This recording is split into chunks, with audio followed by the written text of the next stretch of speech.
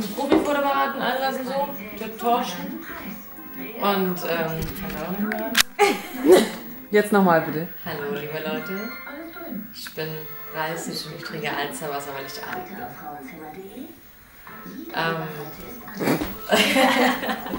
Bring's raus. Nee, ich mag das doch nicht. Ich muss ganz viel Aufnahmen von der Shelly haben. Nein. Also heute immer heimlich die Shelly filmen. Ich will ganz viel Material haben, so Beweismaterial. Und ich verstecke mich immer hinter dem Netzwerk. Und hier ist der fette Kater. Hallo. Hallo.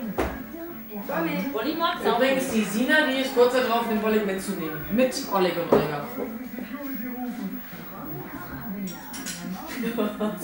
Oh, wir sind Jakob. Nein. Ich gebe dir die Adresse von der Sina, dann darfst du den Bollig mal besuchen. Wenn er dann dünn ist. Was? Ist der dann dünn da? Wird er dünn? Vielleicht. Wenn er Bei mir ist ja das Problem, ich habe ja immer noch so ein bisschen Angst. Kater. Shelly. Alles auch da. Jetzt guck mal und sag mal was. Ich tue mich super Sag mal schwer, Hallo. Hallo. Die Katzen zu bürsten